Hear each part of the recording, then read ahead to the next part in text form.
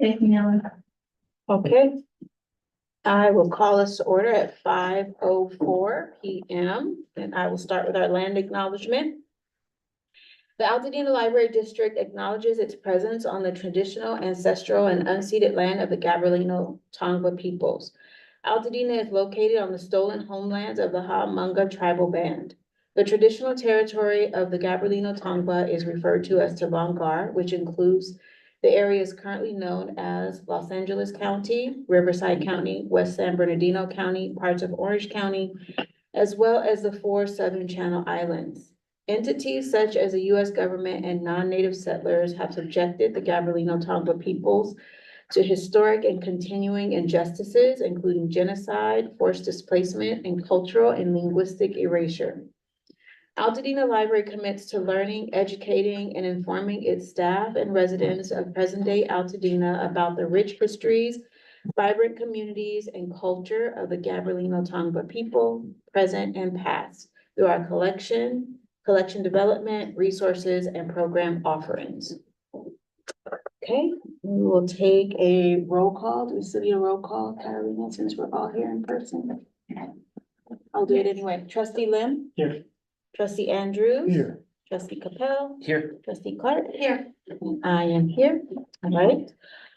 Okay, let's talk about the closed session agenda. Is there any reordering of the closed session agenda items? Can I have a motion to adopt the closed session agenda? So moved. Second. Oh, all in favor? Aye. Awesome. And then we have, is there any closed session public comment? I have not received any. Okay. Can I have a motion to convene to close session? Were we gonna do the? Mark, are we gonna? No, do- mine's in the regular meeting, so. Are we gonna wait? That shouldn't take too long. Okay, got it. Motion to recess. Second. All in favor? Aye. All right, we will move to closed session at 5:06 PM.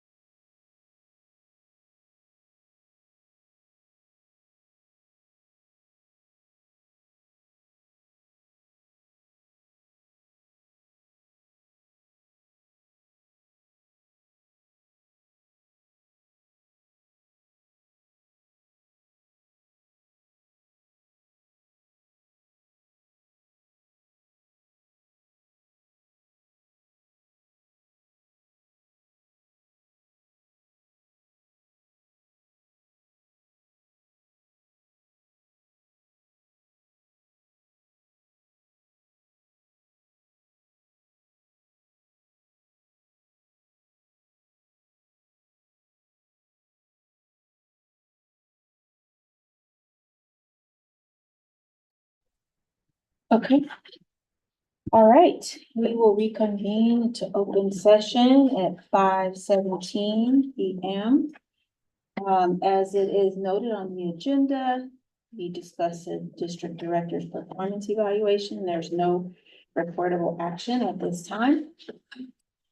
Okay, we will move on to, is there any reordering of agenda items? Yes. There is a request to move agenda item 9A to agenda item 5B. 5D. Support groups. Okay.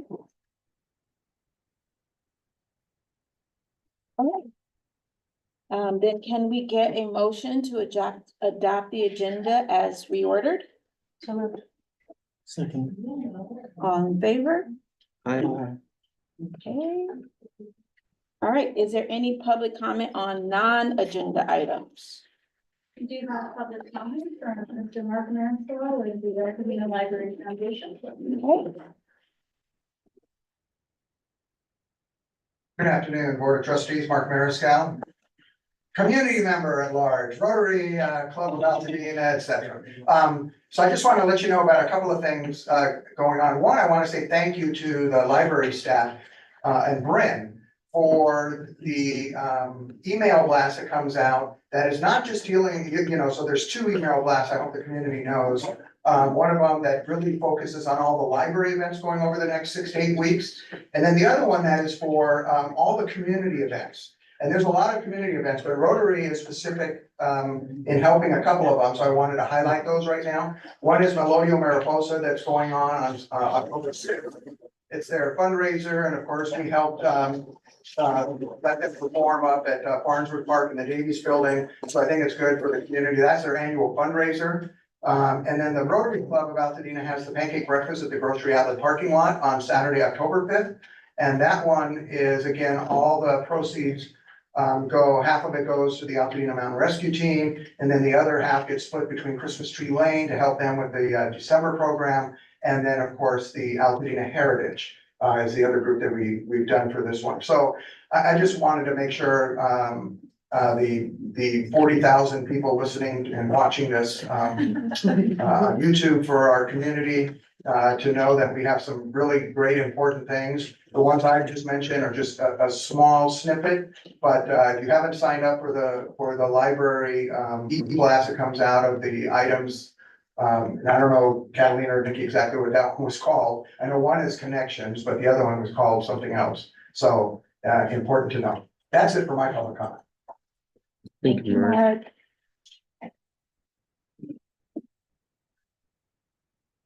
Okay. Then we will move on to support groups. Well, I thought there were more public comments. Are there any other public comments? There are none. Okay, thank you.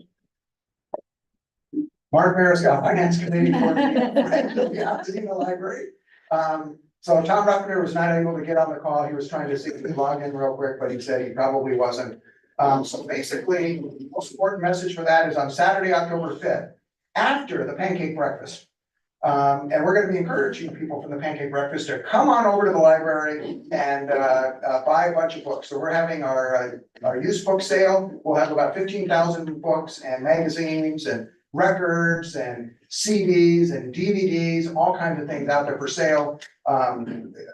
Children's books are a quarter, fiction books on soft cover are 50 cents, and pretty much everything else is $1. So it's really a great opportunity for those people who want to feel a book in their hand when they read instead of using a Kindle or any other kind of reading device. And then, of course, the Friends of the Altadena Library, they hold their meetings every first Tuesday of the month at 6 o'clock. And so the public is open to join in on that. So we just want to remind them of that. Second support group. Hi, everybody. I'm the president of the Altadena Library Foundation. And so this Saturday, September 28th, from the hours of 6 to 9 o'clock, we are having our Altadena Taste of Dena event in the parking lot. We sold out about 2 weeks ago. And it's really been tough because all these people keep calling, trying to see if they could come in and find. So we've had a waiting list, and when a few people, sponsors say they're not gonna fill their tables, we've been backfilling, so we've been working on that. But it's gonna be a fun evening. This Saturday, I think it's projected to be about 81 degrees during the day. Probably by the time we finish at 9 o'clock at night, it might be down to about 67 degrees, so we expect a nice clear evening. And again, the idea of the proceeds from Taste of Dina is for the foundation's kind of operating and the contribution that we commit to the Altadena Library District in your budget process. And as you know, in the budget process for this year, I think the budget line item was 20,000 with an additional hopefully 5,000, which I think we're gonna, Ashley, be able to meet relatively easy. Good news on that front. And then same thing, the Friends of the Library, they raise their money from the books also for support of the library district and the programs. And then going forward, somewhere after the middle of November or closer towards the end, we're still in the process of figuring out our capital campaign for the libraries and both Bob Lucas and the Maine. So more information to come maybe at your next meeting or somewhere else. So that's my report. Thank you very much. Thank you, Mark. Any questions for Mark? Regarding the support groups? Great, thank you so much. Thanks, Mark. Thank you. All right, move on to the consent calendar. Is there a motion to approve the consent calendar?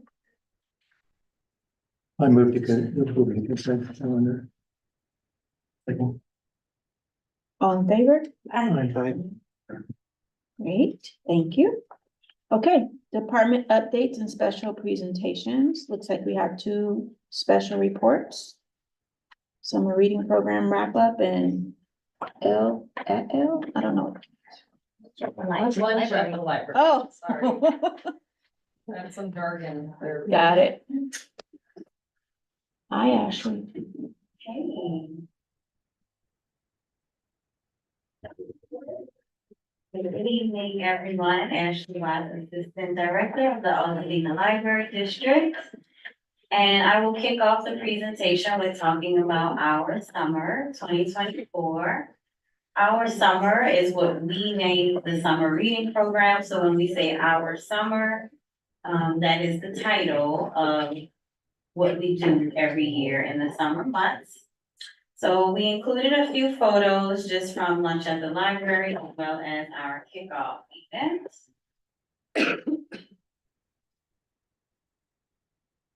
Okay, so our summer consists of many different components, most of which you've already heard about in previous board reports or have seen.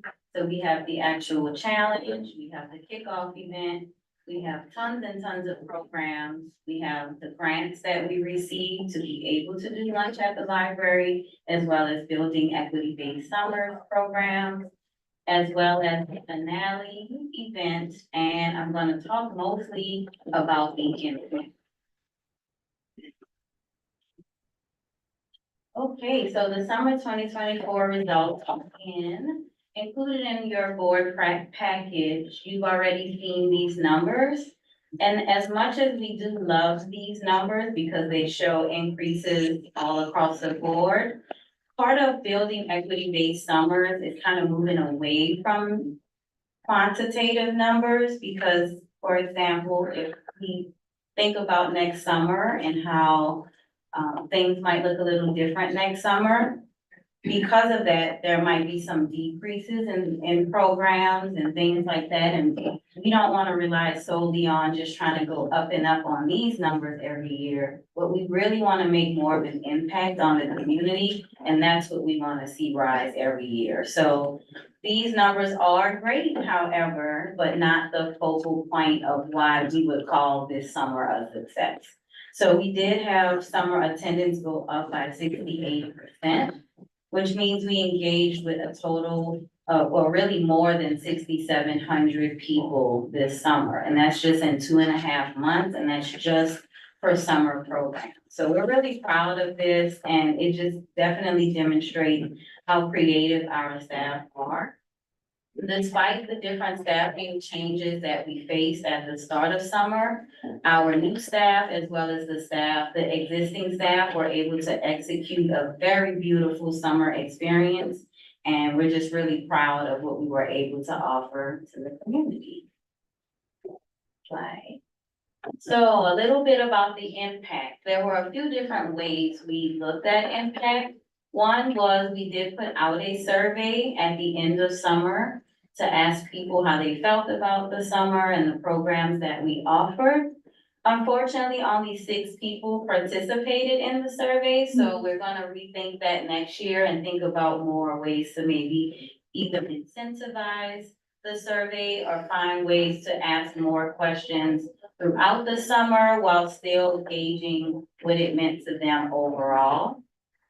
Aside from that survey, part of the BEVS grant instructed us to have a different survey that we give out, and it was kind of mandatory that they complete the survey, so we did see more action through that survey. And again, building equity-based summers cares more about the impact than the numbers, so the types of questions they were asking in the survey was, what did you learn? How did you feel? Like those kind of things that really demonstrate more of what did they get out of participating. So we were able to, I was able to pull a few quotes that I included on this slide. Another way that we measured impact was through word of mouth. So we talk a lot to our patrons and they like to talk a lot to us. And especially when a program ends, they like to tell us how much they really enjoyed it, especially having fun and exciting things for their kids to do all summer that were free. Because of the grant, we were able to offer experiences that we don't typically offer because they can sometimes be costly and paying many different performers and things like that. We were able to do more this summer, and the participation, which is the last bullet point, shows how much of an impact it made. We had to sometimes turn people away from programs. People were coming out in droves just to attend the programs, and when they couldn't attend, they still didn't leave. The library was just a busy place all summer long. People want to be here, so that says a lot about what we have to offer and just the vibe or the atmosphere that we offer to people when they visit. Next slide.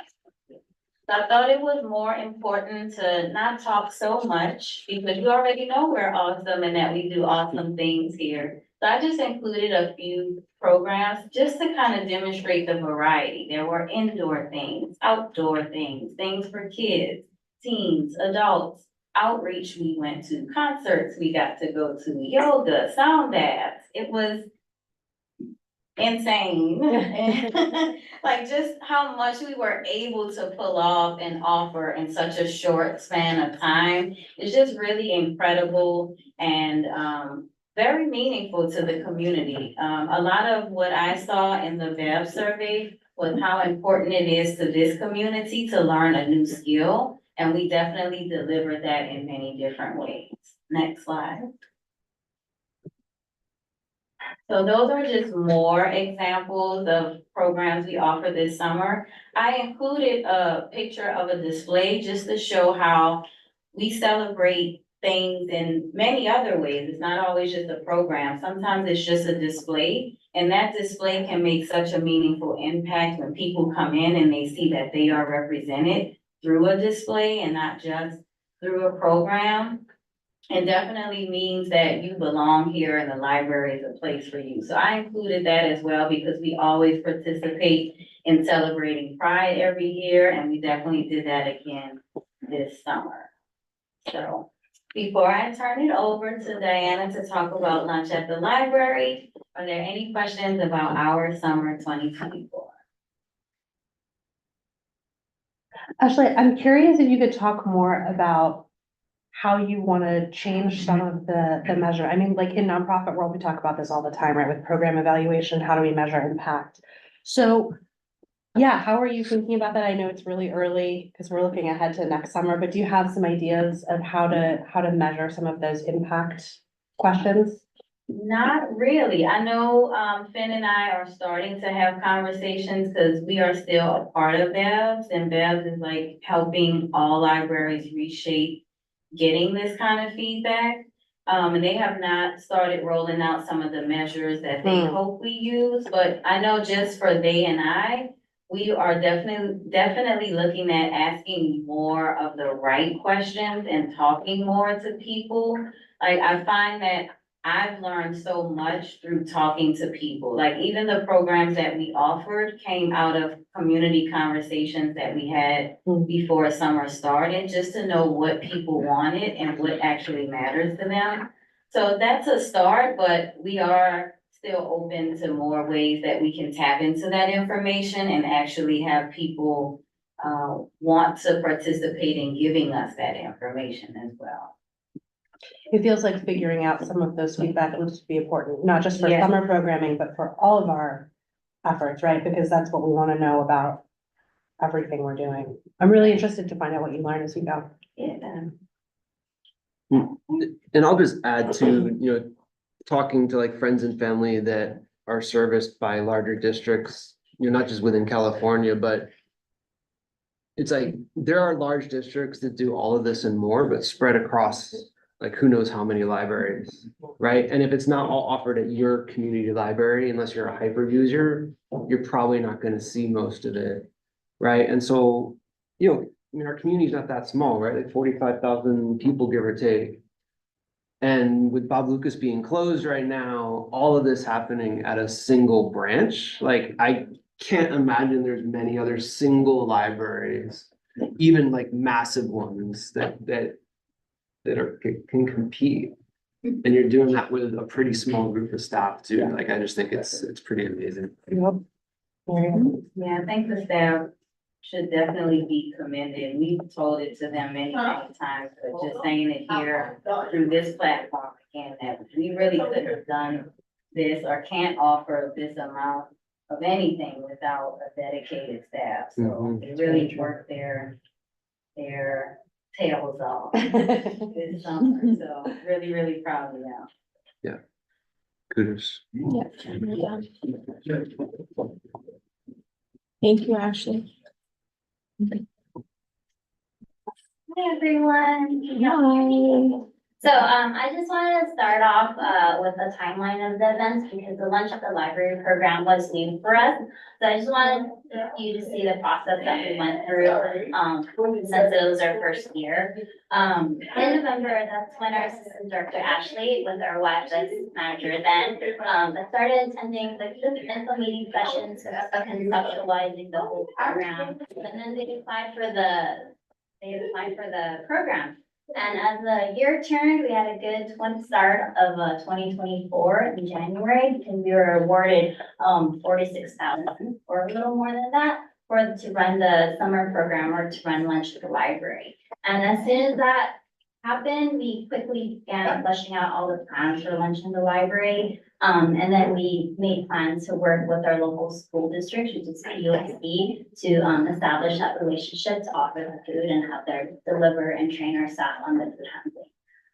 And then February and May, this was the time when we got to really work on building out the Lunch at the Library program with our youth and families and service team and our public services team, because it was such a big component of summer. We wanted to make sure that Lunch at the Library was a cohesive program within the summer. And then in May, it was our YFS team and our newly hired team interns that were trained by POSB staff. We had 2 sessions with them and they came here to train us on food handling and like to specify the requirements of the program and also to assess our lunch setup in this community. And then in June and July, which seemed like so long ago, that's when Lunch at the Library happened. Next, please. Okay, so what is Lunch at the Library? It is Lunch at the Library and much, much more. So including the free meals that that were provided, Altamina also provided free books to the local library. We provided enrichment programs daily, Monday through Friday for the grant. And then we connected with our local school district to offer the program. And then also created jobs and service opportunities for teams to serve their community. Okay. So the impact, I'm gonna talk about some numbers because this is the first, I'm trying to like develop some baseline data as well. But, all in all, over the 9 weeks, we served 988 meals to children 0 to 18. Every Friday, we provided free books, to help children and teens build their own library. Nearly 300 books went out, and the value is definitely long-term because studies have shown that by surrounding yourself with books, you're like more aware and like, of building vocabulary for young ones, increases comprehension, expands your horizon, and also just like follows you through adulthood and beyond. It's like, this develops this sense of like wanting to, for lifelong learning. We also offered 42 enrichment programs and served over 3,000 folks this summer. And that's like not including like the other stuff. This is all Monday through Friday. Sometimes we had 2 to 3 programs a day. And this is just like from lunch to the library. I'm not even including like the adult program we had. And like literally when Ashley said they like to hang out, some people were here 4 or 5 hours a day. And I'm like, all right, we're but it's like the whole day in the children's area was just, the families were there. They were here in the morning for a program, stayed for lunch, went back upstairs. It was busy here.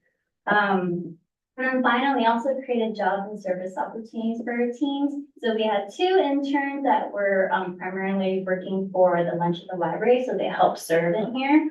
And then we had about like 17 other teams who supported lunch at the library and did other stuff for our summer programming. So that equaled about 292 hours. And then I'm gonna show you some pictures. So that's Liddell and Delphi. Those are our interns and they're just setting up lunch service. And that's one of the Fridays where we set up books for children and teens to collect their 2-3 books that Friday. And then just some photos from lunch. Everyone got to have, they're pretty used to the food because a lot of the kids did go to POC school. So they're like, oh yeah, I was in school. Next one. And more families, and another day of lunch service. So it was organized from POC. They would deliver every day around 8:30 and we check the temperatures of the food, make sure the number of like the quantity of the items were in. And then filled out a form every day. So our teams were really responsible. They learned a lot.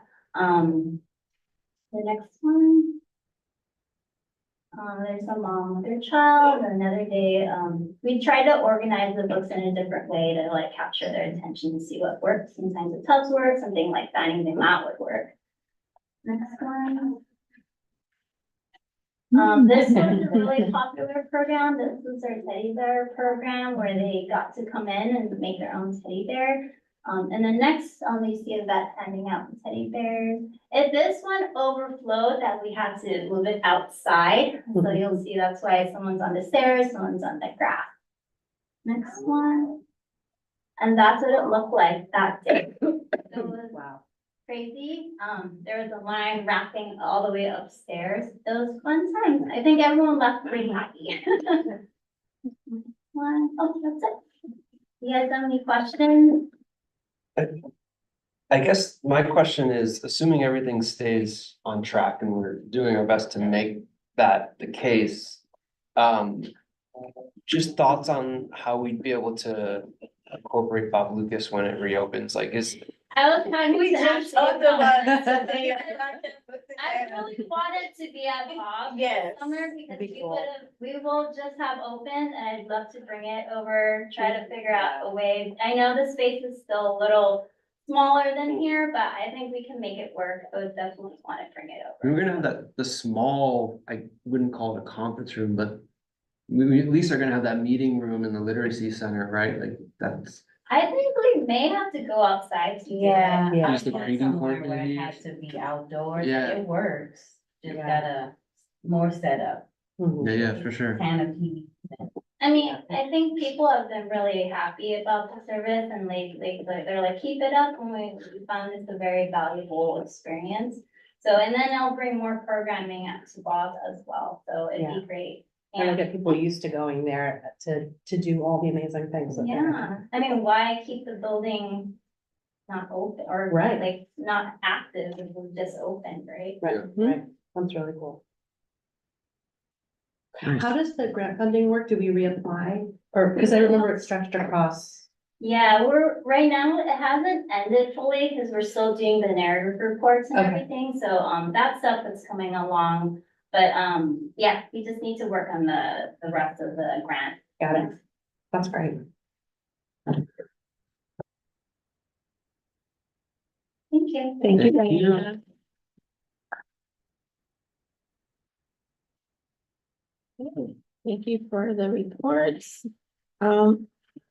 Moving on to the department update reports, were there any questions or comments on the department reports?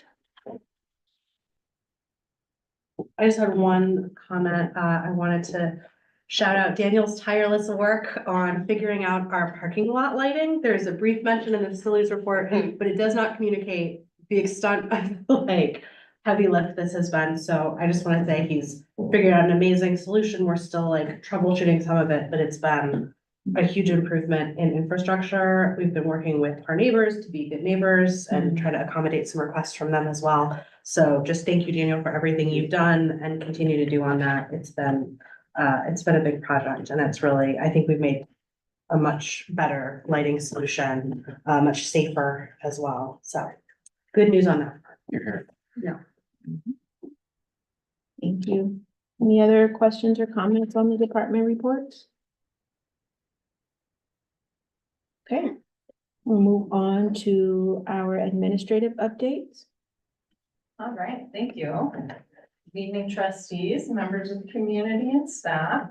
I'll keep it pretty brief. It wasn't a super long report this month.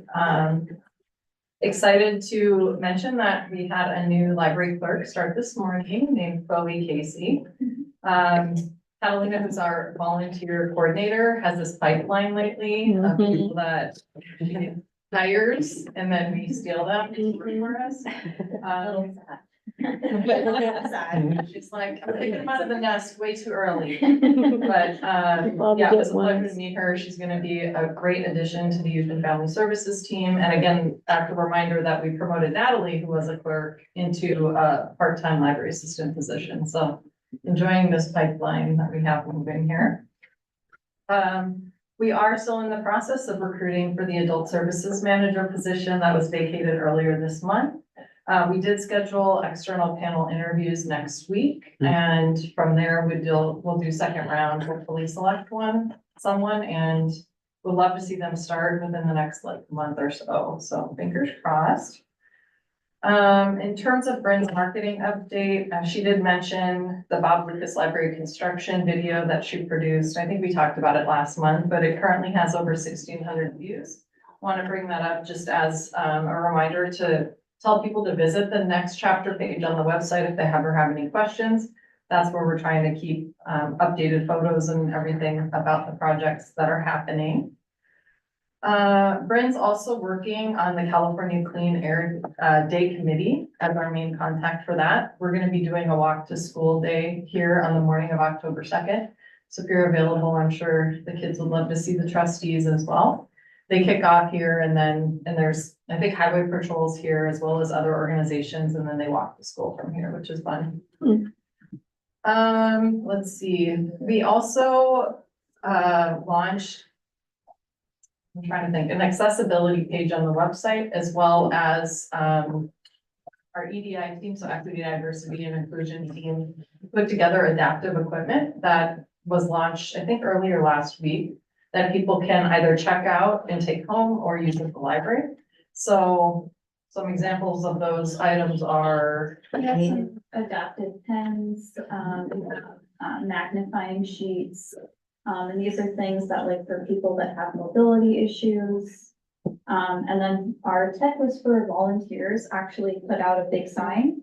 So for them, letting them know that we have those items. And then there's a whole, what you were saying, yeah. So congrats to them on that. It's nice to see that added to the website as well. And then I did want to thank Bryn for her amazing SRP infographic again. I know we all like seeing it, a good infographic. So Ashley already covered all of those amazing numbers, so I'll go into more detail on that.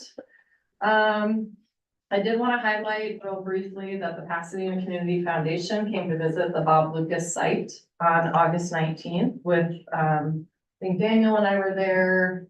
Our construction project manager, Diana, was there too. So part of this grant application, which is meant to help fund the literacy part of the Bob Lucas project, is to come out and actually look at the site as well as ask questions, which they did. It was a pretty robust group, as you can see from the picture, and we're hopeful. I think we applied for $50,000, so fingers crossed that we get that, and we'll know whether or not we do in October. So we're into another season of Poets Laureate. They did their kickoff event for this programming season on October 21st. They brought in several of our previous poets. It was a very wonderful lunch, very meaningful. Since that time, they've already done a second program on September 7th, and I believe their third program's already next week. So check out the website. Lots of good programs to come, and we're gonna be doing their official appointments by the board at the October meeting. So you guys will get to meet them and we'll appoint them officially. So we actually launched Curiosity Connection Volume 2, which is exciting, long time coming. Thank you to everyone who helped us pull together that kickoff event last week. We tied it with National Library Card Sign Up Month, and then they took the van all over town to other businesses. So another success, getting a second vehicle on the road, which is really more of a focused bookmobile, which you'll be able to see at Taste of Dina on Saturdays. Hopefully you're all coming.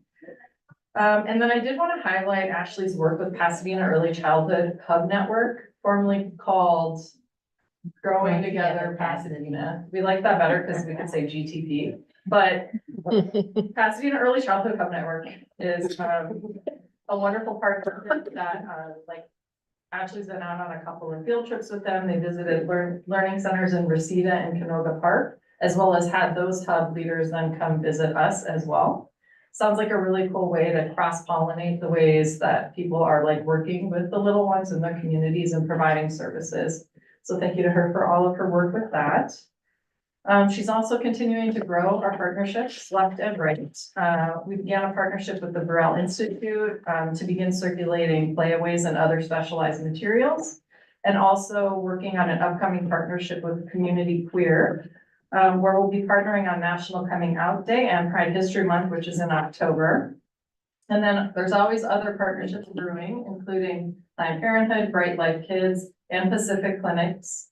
And on the outreach front, new visits will include the Altadena Community Flea Market with Elliott Arts and the second annual Community Schools Kickoff. So she never has anything to do. I did really quickly, in conclusion, want to highlight a couple statistics from page 36. Amazing to see that our virtual visits are up to almost 47,000 this month, which has just grown exponentially in the past couple of years. As you can see also, we now include volunteer hours. And I want to say thank you to all of the people that volunteer for us. As you can see, in July, we had over 1,000 hours. That includes the trustees, may I point out.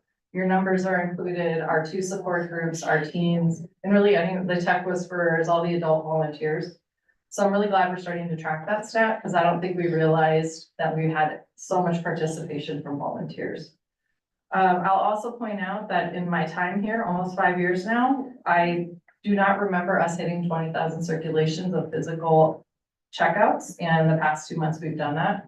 So congratulations to the staff for the selecting. Obviously, we're putting more out that people want to check out, as well as keeping it moving by everybody that's part of the system of returning materials, getting them checked in, and then back out in the hands of the people that visit us. And our visitor count, we're over 10,000 and 11,000 the past 2 months. So like, you know, were you able to park tonight? No. Right? This is a common problem we all have. So kudos to everyone who participates in keeping things running. And I did want to point out that Catalina had 39 notary appointments in August. Wow. And she does that in the course of all of her other work too. So like, on average, that's like practically 2 a day that she fits in and does that for free. So thank you. Wanted to point that out. I would say for 15. Right. But trust me, I've gotten a lot of really positive feedback that we offer a service like that and we don't charge. Yeah. So, happy to answer any questions you might have. Thank you, Nikki. Any questions for Nikki? I had one question about the vending machines and how they're doing. And wondering, I can't remember any goals that we had for those back in the day when we approved that. But is that performing up to where you'd like to see it, and anything else we can do with that? I mean, I could let David speak to this too, but I think what surprised me a little bit was that the thing they get used for the most is returns. People like to use the machines maybe after hours to return items. I don't think they're performing as highly as they could, but I will be really curious to see the numbers when Main closes and there's less access to the library. So great question. I know there was a comment from the public last month. We actually are going into a memorandum of understanding or MOU with a business that's opening on Fair Oaks. We really wanted to put one of the machines on the west side of town. So it's basically across the street from Fair Oaks Burgers.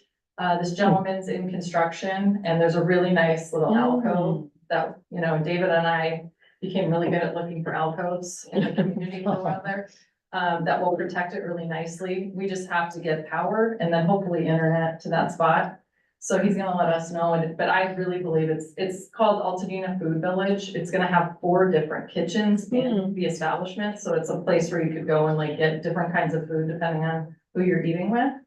So I think it's gonna be like a really great location for it too, high volume. It's right next to sort of like Pizza Venice too. So a pretty busy little corridor on Fair Oaks. So Nice. thank you for letting me plug that, Terry. We're excited about it. Do you want to add anything to that? Yeah. I'd echo that, yeah, we would like to see a little bit more checkouts. We're working on doing a full inventory of the units and we're looking at how we can refresh and select new materials for that.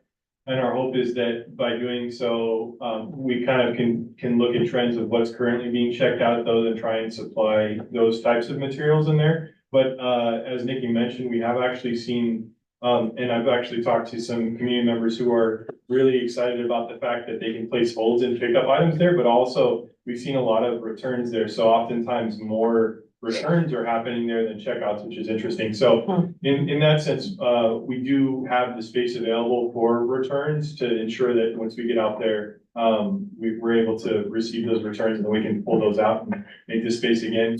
I think to also echo Nikki's point, we're really excited about this potential partnership in that we could put it out on the west side of the community and hopefully, you know, have some use and some traffic over there. And we think that that location is a prime location, has really good street visibility. And we're hoping that some foot traffic through there can help with that as well. I think meanwhile, the vending machine here, it has seen some use after hours, which is excellent, but ultimately that's not where we are intending it to go. So we're working on ways to see if we can increase usage through, again, through doing an inventory, seeing what's been checked out more significantly and trying to sway the materials that we put in there to meet that need, especially by device. So, you know, obviously what is happening where Prime Pizza location is going to be different than what happened on the other side of town. So we'll just make sure to continue to monitor, do a full inventory, pull items out and put new items in that kind of match the need over in that area. Yeah, it sounds like you're really learning as you go with this thing. That's For great. sure. Yeah. And there have been a couple, I will say, like technical difficulties that have gotten in the way, at least initially, of some of the checkouts. And so we've worked through some of those and the vendor is really responsive in taking feedback and implementing new changes. And that's helped significantly in making it a better user experience for our patrons, our community. So we're grateful to that partnership and their willingness to make some changes kind of rather quickly. Sounds great. Thank you. Any other questions for Nikki? Maybe just one comment, and that is, it's amazing to think back what this used to look like and what it looks like now, about everything filled in. You did a nice job on collecting these stats. They're very important. Okay, we can go on to financials. Let's do you. Hello. Can you hear us? Am I unmuted? Okay. Good evening, everyone. I'll be brief tonight because we're reporting 2 months in arrears. So we're reporting just 1 year, or excuse me, 1 month of the FY25 fiscal year. We have been focused on closing out FY24 and the audit, which will be occurring in the next 2 weeks. They will be getting that. So for tonight, we'll just report on 1 month, which is July. You're at 8% of the year. Just a note on revenue, the majority comes from property taxes. Those assessments are not made and posted to your account with the County of LA until December. So your revenue will look pretty light for the next couple of months while expenses will continue as normal. But in December, you'll see figures line up a little bit more. For expenses, most of them are right in line with budget, except for the ones that are primarily timing. So line 17, workers' compensation insurance has been paid in full for the year. And the district, it came in a little bit less than we had budgeted in terms of, they had indicated a higher increase than we saw. So you're only at 83% there, and that's paid in full for the year. The UAL, the unfunded accrued liability payment, is made at the beginning of the year to take advantage of that discount. So that is paid in full. And moving down to line 25, again, other insurance. Most of that paid in full for the year. A few things will come in the last couple of months. So you've expended most of your budget line there. Line 31, the vehicle and equipment maintenance line is over budget, and that has to do with the van, the mobile library that was purchased at year end, and some components, some things that were needed for that were not anticipated. There was a little bit more needed to convert that to be usable. So those expenses are in there. Not much in terms of dollars, but in percentages, it looks a little bit over. Lines 31 and 30, or excuse me, 32. Oh my God, my number's wrong. Let me look here. Line 43 and 44, excuse me. Technology, equipment, and maintenance fees are over, again, primarily due to timing. New staff computers were purchased, as well as maintenance fees that are renewed throughout the year. So some of those are renewed at the beginning of the year, taking that budget over where it normally would be at this time of year. And the library materials in total is in line with budget. A few of the lines are over again due to timing of purchases, electronic databases, and subscriptions, periodicals, while other items have not yet been purchased for the year. Programming is always off to a little bit of a slow start, and that's because the invoices that we're paying in the beginning of the year, a lot of those tie back to things that were done over the summer for FY24. So summer reading is up a little bit. But other than that, a lot of the programming expenses you'll start to see come in throughout the year. So budgeted for the year is a use of reserves of 83,300, but to date you're using close to 800,000. It's a temporary use of those reserves until that property taxes come in throughout the year. The next page is donations and grants. And again, not a lot of activity to report for July. Some of the funding comes in at the beginning of the year, Friends of the Library and California State Library, the literary services, some of that has been received, while other funding comes in the fall and some things in the spring. So those are the donations and grants. There are less lines than last year as some of the larger grants were completed. Expanding our footprint, you mentioned with the vending machines and such. So some of those are not on the report this year.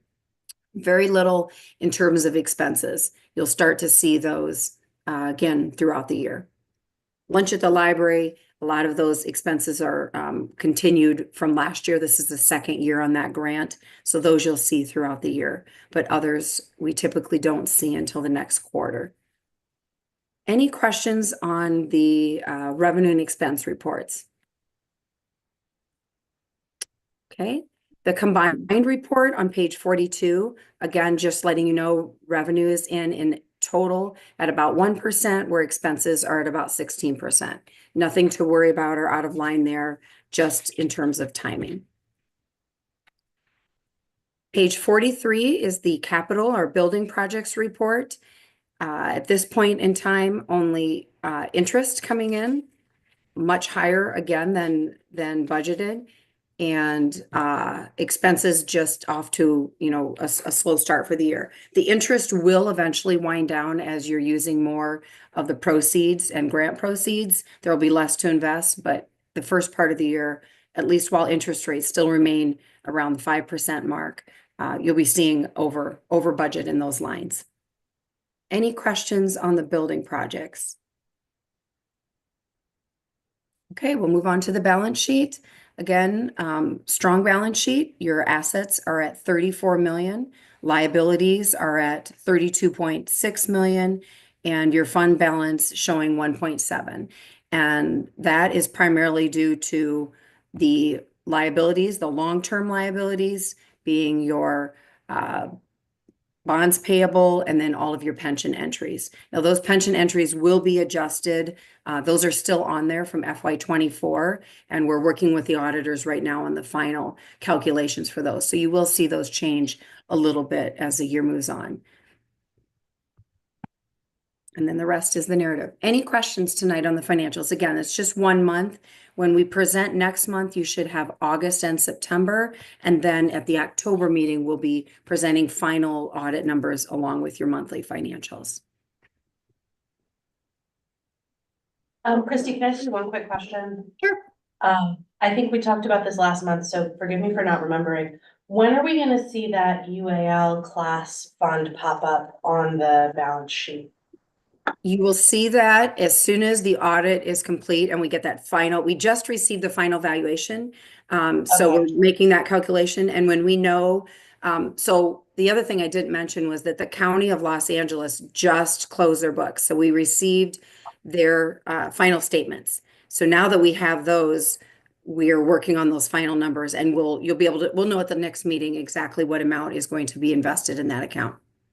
Got it. Perfect. Thank you so much. Yes, the good news is FY '24, the last preliminary report that I provided, you were short on your budget, but property taxes did come in as expected, and so you do have a little bit to add to that account in reserve. So that was good. Cool. Thank you. Christy, just quickly, where does the election, which area election costs go into? Yes, at the last meeting, Nikki and I mentioned that budget line was missed in this year's budget. So we Right. will be making a mid-year adjustment, so it'll show up under administrative costs. And by the Right. time those expenses start coming in, we'll have a mid-year budget adjustment. So I don't Okay, think you were understood. here, Boone, to hear our explanation of that. We did do some No. changing in the setup, so apologize for that, but it will show up probably in I'm gonna say an end of the year, if not January, when we start to look at mid-year. Yeah, I just wanted to know where it was. Okay. Any other questions for Christine? All right, thank you so much. Thank you. Have a good evening, Good everyone. night. Thank you, you too. Right, so moving on to, we do not have any standing committee reports. We do have a report from the Facilities Committee. Thank you. So Facilities Committee, everything is in the report. I just wanted to add a couple of items to let you know about. One, I'm glad to say that we are right on schedule for Bob Lucas construction. So we got behind a little bit in some of the foundation pours just because of some inspections that needed to happen, but we picked up that time during framing. So we're right on top of where we're supposed to be. Everything is looking good. Every week at our Facilities Committee meeting, we get a report on what's happening at Bob Lucas. We get lots of photos. So if you ever want to see any of those, let me know. We can make sure you get some. And everything is looking really good. So we're in great shape there. With the main library right now, our big question is just when we can kick off the environmental impact report process. Because LA County is the lead agency on that, we're a little bit at their mercy, but we are hassling them in the friendliest ways we know how, every day it feels like, to find that out. So we've been working with Chambers Group, which is our CEQA consultant, to prepare all of those materials. So we're in good shape on our end. Basically, we just need LA County to start to kind of give us the green light to start that process, and we can go ahead, and we should be in good shape there. The last thing I'll add on the facilities front that I don't think I added to the report this month is, as we have gone along, one thing we have discovered is that there has been just a real lack of historical documentation about what's happened at both library facilities in the past. Like what decisions were made 15, 20, 30 years ago and why, and who donated money to have something happen. Catalina has done an incredible job of diving through old board reports and agendas and minutes from, all the way back in, the Renaissance to figure this out. But there's just been no documentation, which has made it kind of, a little bit of guesswork on some things. So as part of the process, one thing that we are doing as a facilities committee is making sure we document really carefully everything we're doing. We're also putting together reports, public facing reports for both library facilities, saying basically, here are the decisions we made, here's why we did what we did, here are the things we weighed out, here's what we ended up doing, just so that there is a full record, 20, 30 years from now, if anybody wants to understand why we did what we did, they won't have to call Catalina and make her dig through boxes. Yeah, or maybe they will because it's a good time, but either way, that's information we're really trying to be diligent about documenting and providing in a public facing way going forward. So that process is starting. We are definitely underway for Bob Lucas, and there will be much, much more of it for Maine because of, the larger scope of the project. Happy to answer any questions. Yeah, sorry, Katie. Yeah. On the CEQA front, Yeah. once we actually start the process, when do we kind of complete it? We're at the whim of the wins, but if you had Yeah. to guess. So basically the way it works is we start with what's called a notice of preparation, Right. which is where we say, hey, here's the project we're planning to do. What is Yeah. everybody worried about? And then there's a mandated public comment period. Mhm. And then we say, okay, we heard all the things that you're concerned about. Here's how we're planning to mitigate them. Like basically here are the reasons why, this is okay, or these are the solutions, or yes, this is gonna impact the historic fabric of the building, but we have to do it because it's full of asbestos or, whatever it is. So we do the notice of preparation period, there's a public comment period, and then we do our kind of mitigation report. I might be using the wrong term for this, so forgive me. But basically this is our solution set for it. And then there's a public comment period for that. And then we have the hearing. Right. So it's kind of a 2-phase process. And roughly, is that 6 months, 8 months, a year? They estimated, so Chambers Group, our secret consultant, said that their guess was sort of 6 to 9 months from before where we are now, right? So our hope is that if we can get the notice of preparation issued and that kicked off basically in the next several weeks, we will be rolling, and then we're kind of on a clock, like there are things that sort of happen, but yeah, our hope is to get that NOP out as rapidly as possible, because then we'll be in fairly good shape for our planned, 2025 start. Okay. Jennifer's in the room. Oh, She wants Jennifer's to here, add great. anything. Jennifer can tell you more accurately what each phase is called, but did I say that basically correctly, Jennifer? You did a great job, Katie. So there will be the notice of preparation with the comment period. The EIR, what we'll do is we'll focus on really just the historic aspect of it, because that is the part that we can't really mitigate. And we will put together a series of project alternatives, including if we did not do the project at all, and the project as we have it designed, and if 2 or 3 options in between, and then we'll explain, basically why those other options don't meet the project requirements, don't satisfy the community and the library's needs and that sort of thing, and that we have overriding considerations. And so that will all go into the final report, and then there will be a public comment period on that as well. So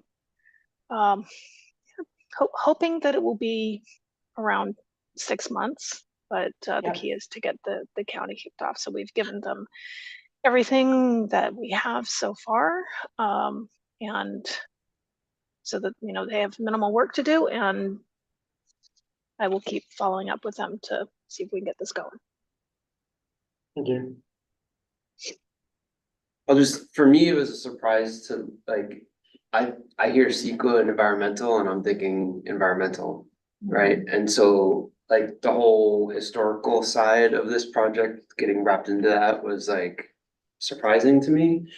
But I think just the sheer amount of due diligence we've done, especially on the historical side of things, like, you know, the work that was done even before Measure Z, the work that's been done since, the vote that we took committing to historical preservation prior to even beginning, like, I feel like all of that has set us up to be able to work through that piece of it pretty efficiently. But yeah, it's been very interesting, just the stuff you learn going through a project like this. And I've said it before and I'll say it again, like having been a part of this committee, I will never again talk any trash about anybody involved in the bullet train because yeah, I mean, we can get delayed on a project this size by a year just because of like one county. And they're dealing with who knows how many municipalities. I mean, it's pretty overwhelming.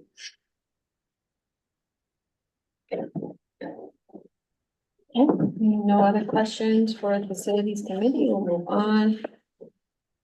Are there no liaison reports, and no unfinished business, so we'll move to new business.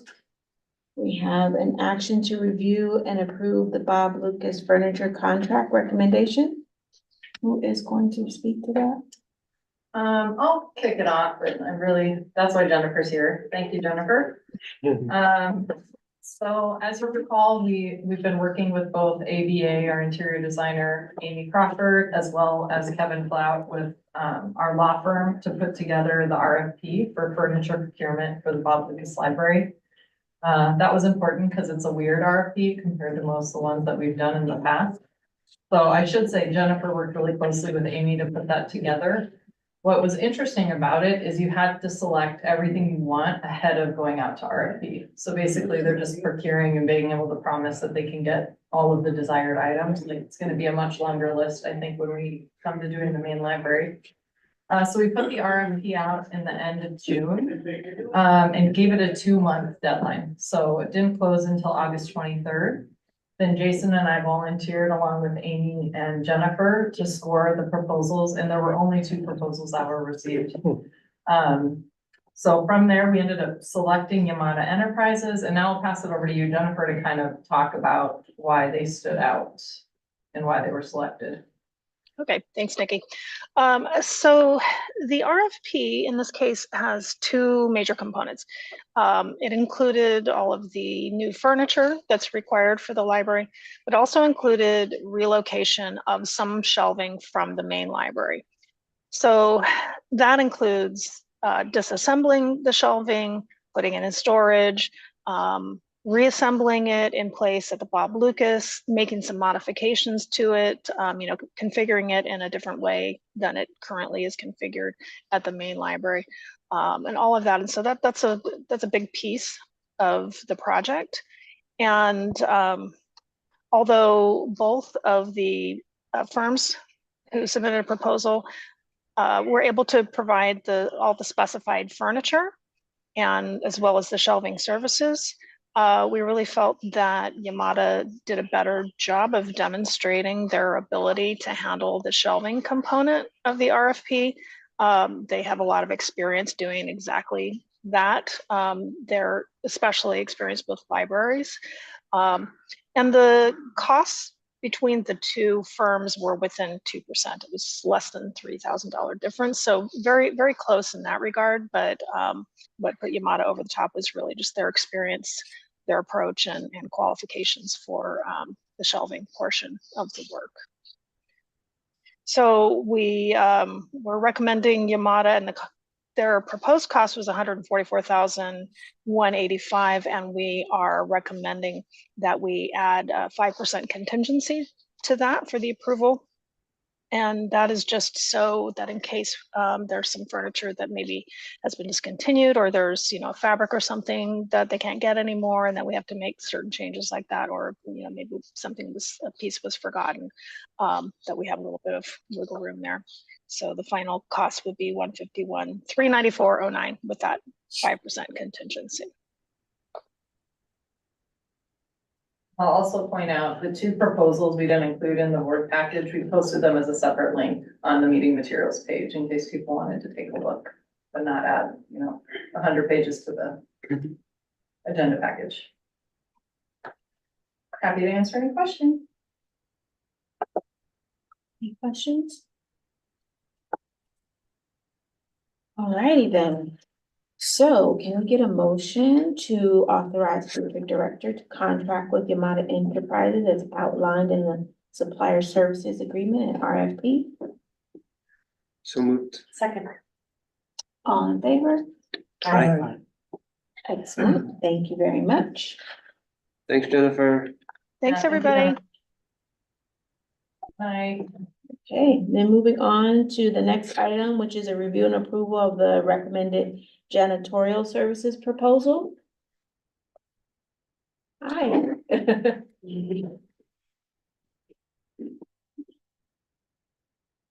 Everybody. So this is my first RFP. It was quite an exciting experience to do it, but we had, basically I reached out to, well, we had the 3-year contract with Verde that came up and needed to be renewed, so that's coming up on October 7th. So we decided to go out to RFP with this, and I reached out to a little over 25 companies, through email, text, calling them.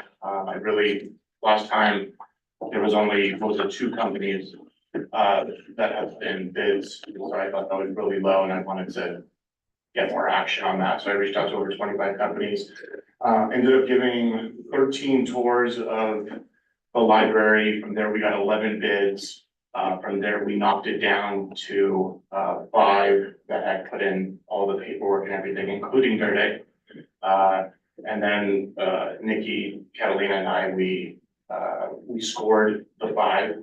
Unfortunately, Verde dropped off because their price had increased significantly from last time. But we ended up with 4. We brought those in, we interviewed them, and I think all 4 were really good companies. We were blown away by one in particular called JJ. And they're the ones that we are recommending for the job. Their pricing is very good. I called 2 of their referrals, which gave glowing reviews for them. There's one of the people that I spoke to that actually they handle 5 of their city buildings, one of them being a library, so they're very familiar with it. They spoke about a bookstore in Pasadena, and I decided I want to give them a call directly, even though they weren't on the list of who they had as referrals.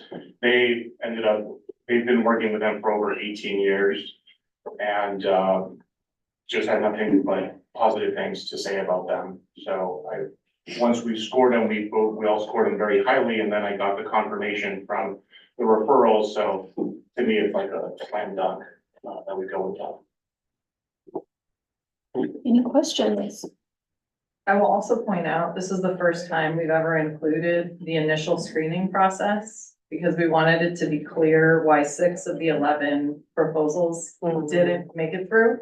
Yeah. Because they were not a complete proposal, which kind of surprised us, to be honest, that it was more than half. But that's why the 5 that were scored were because they included everything that was required of the proposal. Glad you guys did the interviews too, because it's like, Yeah. you go from like the highest score on the proposal to like all of a sudden, like it was just a pretty significant change, right? That threw me for a loop initially too. Yeah. It's like a good thorough process. Mhm. Did you say that you had interviewed a bookstore in Pasadena? No, we didn't interview the bookstore. I called them just to get a reference on whether or not they would recommend the company, and they did recommend. Okay. They're called Romans. Oh, yeah. Been around for a very long time. Romans is a big structure and it's a very, it's a clean bookstore, so. Very clean, that's true. It's always very clean. Yeah, they've been with them for over 18 years. Yeah. Can't get a higher recommendation than that, Romans. That's right. Enough said. Yep.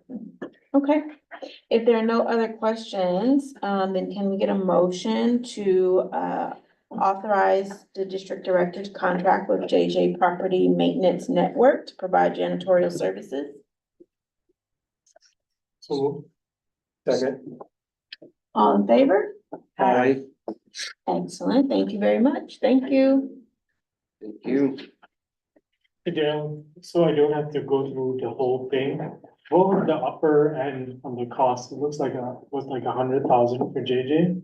What was the Verde one? Well, we're doing it by month. Okay. So JJ, so the upper end was Like approximately 6,200 just for this library per month. And that was, very, 50% high. yeah, and then JJ, So we don't really want job price. Yeah, no, that's fine. I just wanted to understand the bounding. Thank you. yeah, JJ's at 4,099. All right, moving on to our next item, which is to review and approve the updated computer usage policy. All right, hello, board members and members of the public. You might expect to see Ashley up here, as it says it's prepared by the public services and EDI teams, but Ashley has graciously allowed me to take over the spotlight, so thank you, Ashley. And gracefully also, Yeah, she's always very graceful. yes. So anyhow, the reason why I'm standing here is because I had suggested that we update the policy itself, and then, of course, as a matter of process, the public services team takes a look, also our EDI team takes a look, and so those two groups specifically deal with the public on a regular basis for the public services team, so they have an insight as to what changes should be made to the policy, and then the EDI takes a look at equity and fairness, and to make sure everything is fair, equitable, and then also looks at it from a language perspective to say, you know, maybe we need to adjust this language to make it more clear. So if you look through the policy, the changes that are made there mostly are related to just clarity and making it equitable in the language. But then there are some changes to policy, and those sort of relate to operations in the way we did things in the past, where, for example, we were not able to, in our past system, have the ability to make reservations on behalf of patrons if all computers were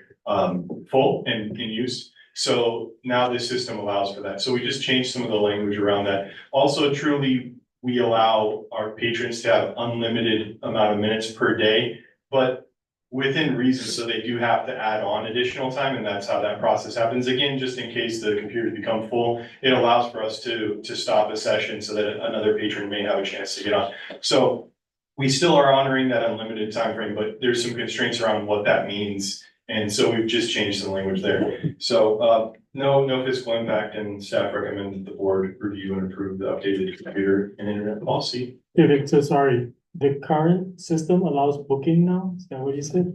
Yes, so we're as part of the policy, we're allowing patrons to make reservations in advance if necessary or requested. How do you guys actually track that? So there's an ability to do it with the staff at the staff desk. And so if patrons are interested in reserving a specific date and time, you can reserve up to 7 days in advance for a particular amount of time. It's a normal session length. And then if there is no other requests or reservations, then that time can be extended. Okay, But that has to be done at the staff desk. okay, and then what is our like utilization rate in terms of like computers on the adult services? It looks pretty crowded, I guess is my question. It's generally at just about capacity, but that's essentially another reason why we were talking about adding this language about reservations so that people would be aware and they would be able to make reservations, because as it currently stated, it was more of like a waiting game of people needing to wait behind other patrons and use the next available computer. And now this just allows. Good. So out of curiosity, do people know? Like, I know like on the kids' computers, it tells you when you log in, it used to be like 15 or 30 minutes, right? On the adults, I haven't logged in before. Does it have that same language, and will it reflect this new thing? Yes, so the first thing that was another thing that our old system did, but kind of didn't do well. And so we just remind people as they log onto the computer, they first see the computer use policy at each time that they log in, and they're required to accept it. And so as we update it, so we're going to update it tonight, as long as it gets approved, then we'll update that policy as well. I might not be able to get to it by tomorrow morning, but if it does get approved, we'll make sure to get that updated, and then each time a new user logs in, they'll be required to accept. If they don't accept, then they are not allowed to use the computer, it'll just kick them out of that session. And then as far as time constraints go, there's a little box at the bottom that tells them their time. And if there are reservations that don't allow them to extend their time, they'll be notified that there's a reservation and that the time cannot be extended. But so far, I think we've been able to accommodate most everybody extending their time with the amount of computers. We have increased the number of computers. We put some of the Bob Lucas computers out there, so we were able to increase that. And again, we've seen them close to capacity. But with this reservation capability, there is the ability to reserve in case there are full, and that will allow patrons to be able to use them and not just stand around waiting, hoping that a computer becomes available. Yeah, I guess my only recommendation, which you've already done, is if it is at capacity, adding the Bob, great idea, good. But 2 hours for initial session seems really long, I guess. That's just my, I don't know, gut feel. Like from a weight perspective, it just feels long. What do you guys think? I don't know. What was the previous policy on the adult computers? But if you're And give it, change the amount of time. Okay, Um, okay. So But if this is the current status quo, then I guess that's okay. and if we also assume that if there was a lot of people waiting, our public services team would hear about it. And so this is another reason why we ran it by the Okay, public services team specifically, to see if those specific things sounded good, because of the potential ability to make reservations. So we asked those kinds of questions, and they felt that 2 hours was appropriate and, you know, not exceeding any length of time. Because we did talk about the potential to lower that time, and I didn't feel like it was necessary. okay, And cool. you could also, I mean, any of the staff could also refer folks if we have any tablets or laptops available too, right? That's correct. We also do offer in-house use, public laptops that can be checked out, while in the library. Yeah. Both Chromebooks and, Windows-based laptops. Yeah, as someone who grew up writing papers at the library, 2 hours is not long at all. So. All right, any other questions? All right, then can we get a motion to approve the updated computer and internet use policy? So moved. Second. All in favor? Aye. Yeah, okay, good. Thank you. Thank you, David. All right, moving on to governance. So we have a governance report by Catalina. Yes, we do. So, there were two main things I wanted to bring up. One, that the League of Women Voters and Neighbors Building a Better Altadena are hosting a candidate forum for the trustee election here on Wednesday. That's gonna be from 6 p.m. to 7:45 p.m. So yes, I do hope we have thousands of viewers watching right now so they can hear this information. But I know that the League of Women Voters and Neighbors Building a Better Altadena have been working on getting that out to everybody. Somebody, I think it was Mark, had mentioned Altadena Connection. I want to do a quick plug for that so that the public can see how they can actually sign up for that. In just a moment here.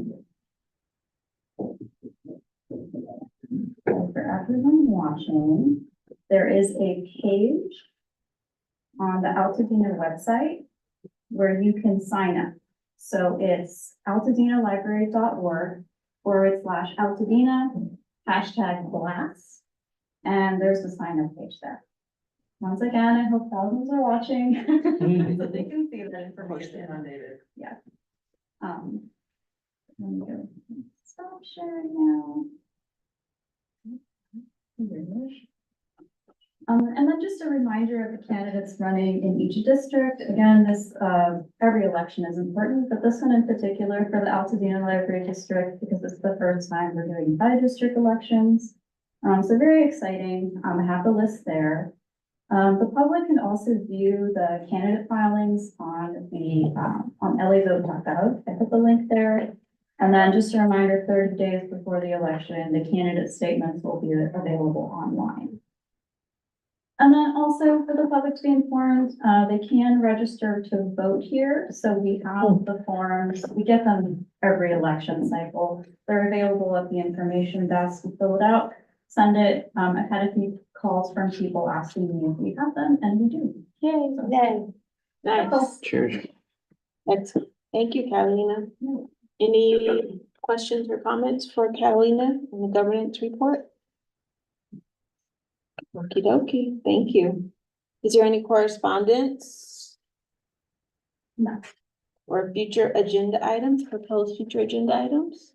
So not so much a future agenda item, but just a real quick comment. So September 22nd through 28th is Banned Books Week. So we are in the middle of that right now. And I just wanted to say briefly, in some of my other organizing work, I had the chance to talk to lots of people who are library trustees at other systems around the country. And you would not believe the kind of crazy stories. I mean, you would, because you all know how this goes, but the kind of crazy things folks deal with. And it consistently makes me so grateful that that is not the case for us here in Altadena.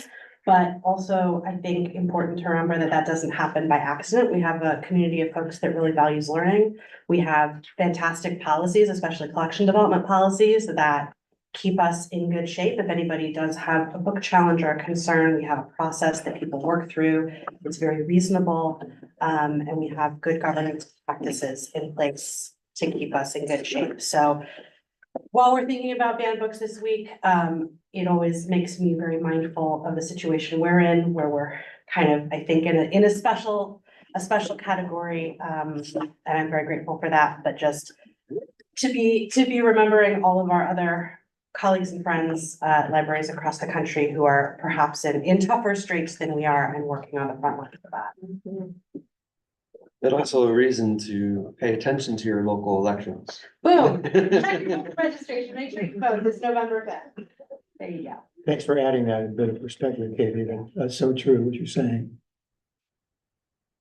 Well, and to commend a board that's gonna back up collection selection. Yeah. I think that's a challenge that some systems struggle with. That's right. One crazy thing that I have learned is some of the work I've been doing with other public library systems is only 15% of library boards in the United States are elected. 80+% are appointed boards by city councils, municipal governments, county boards of supervisors, whatever. So the opportunity to directly elect your representatives is super important. And just one more reason to check in with Catalina, make sure you get those voter registration forms.